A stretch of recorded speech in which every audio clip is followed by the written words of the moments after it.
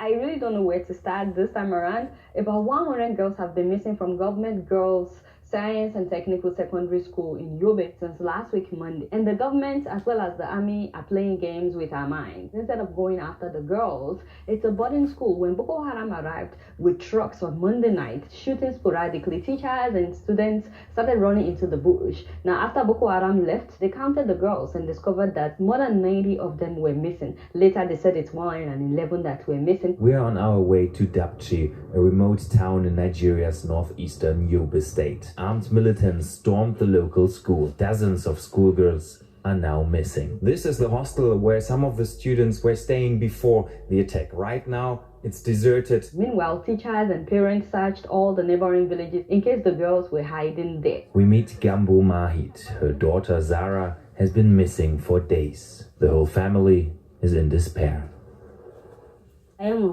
We looked everywhere in and around town and couldn't find her. Boko Haram must have kidnapped her. It took the president 2 days to tweet that he's aware of what happened. Now, this is the same president that criticized Jonathan's response when Chibok girls were kidnapped, and they're doing the same thing. This is how they are giving excuses. For days, police said that nobody was kidnapped, and then the governor said the girls were missing but they were not kidnapped. Later, this same government announced that the army has rescued the girls that were kidnapped by Boko Haram. And people are like, how were they rescued from Boko Haram if they were not kidnapped by Boko Haram, like you said? And while we were rejoicing that the girls had been rescued, the following day, guess what happened? They announced that, oh, they didn't find the girls, so that they made a mistake. They were apologizing. I'm like, how can you? It's just, what the heck? Did you lie? Did you lie to us that you rescued the girls? We've been given no information about our children. First, the governor tells us they've been rescued.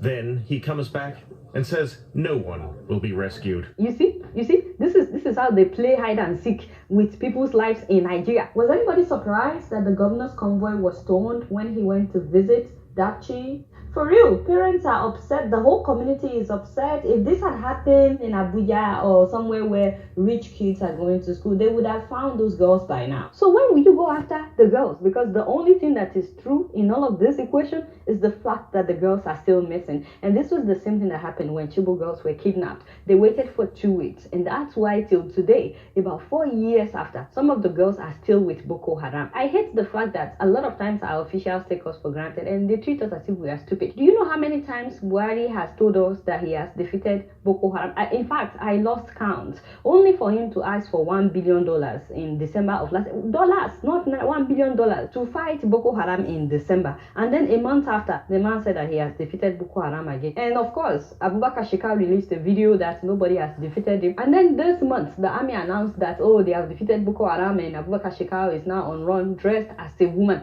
only for them to go and invade this school in Yobe. So not only are they lying to us about defeating Boko Haram, but they are paying millions of dollars to Boko Haram in ransom. And because of that, this government is now the one funding this terrorist group. And please don't get me wrong, I want them to rescue these girls, whatever it takes.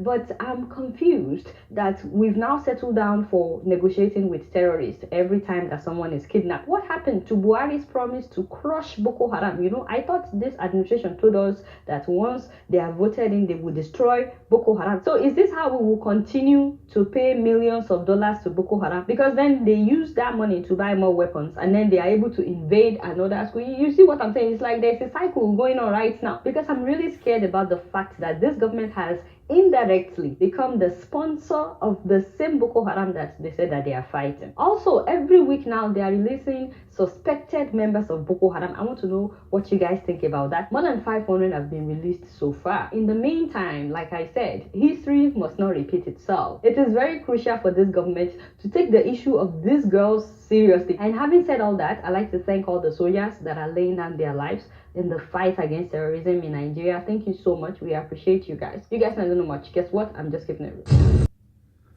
This is what I'm talking about. Do you see the madness going on in Africa, in Nigeria? Boko Haram has struck again. About 4 years ago, they kidnapped about 300 girls. Some of them have been rescued. The rest, nobody knows where they are. And the parents are living in agony, emotional and mental agony and torture, waiting for their little ones to be returned. Here again, Boko Haram has come and done it again and kidnapped another 110 girls. $1 billion was allocated to help fight Boko Haram. 35 million of that was sold as a tithes offering to David Oyedepo ministry. The man who stole the money and gave it to him, that man is sitting in prison. I think it's only fair for Oyedepo and his ministry to return the 35 million. And then he takes to his pulpit to curse Boko Haram and to curse Fulani herdsmen. Don't these guys realize the cursing is coming back on their own heads when stolen money are sitting in their churches, or they are using stolen money to fund their ministry, or their business centers they call church, or their shrines they call church? My next opinion is, now how is it that Boko Haram can continue to terrorize a nation like Nigeria when we have all these mega churches and all these so-called anointed men of God? Then they're dumb, gullible, naive, brainwashed sheeps or disciples going to have the audacity to come to my channel and tell me, touch not God's anointed, and these are anointed men of God, and be careful with God's wrath. So how can we have so many anointed men of God in one nation, and yet the nation is being terrorized by Boko Haram? You imagine Prophet Elijah living in Nigeria and Boko Haram is terrorizing the nation. You imagine King David living in Nigeria and there's a giant called Boko Haram terrorizing the people of God. You imagine David sit down and allow this nonsense to go up on his watch and on his shift. Since Daddy Freeze or Dayo Freeze brought up the subject of tithes and offerings, how many months ago? Each and every one of you guys are mounting your demonic altar you call pulpit. You are entering your shrines you call church to what? To preach against Daddy Freeze and anyone who's preaching against tithes. You have been, this tithes saga has not stopped. It's the drama for tithes is going on over and over, day and night. Every time you mount your pulpit, you will slide in a word or two to make sure you convince the people that they should continue to give you their money. But this mess that goes on with Boko Haram, those girls that were kidnapped 4 years ago, where are they? Some of them have been released. Where are the rest of them? You're not taken to your pulpit to talk about this. 4 years later, you still, all of you are silent. Now today, Boko Haram has kidnapped another 110 girls. Let's sit back and watch and see how many pastors will mount a pulpit to preach against this. If they do say anything about Boko Haram, the only thing they're going to say, I curse Boko Haram. Please stop cursing. Your cursings are useless. You don't have divine authority to curse, to issue curse on anybody in that land for it to happen. Please, put your heads together. Where are let me see the pastors now. Let me see you mount your pulpit and talk about what's going on with Boko Haram. You can't. Because the money that was meant to fight Boko Haram is in most of your pocket. It's what's funding your business centers you call church. It's what's funding keeping your shrines open that you call churches, isn't it? Africa, ignorance of our people have left us captive of our own mind.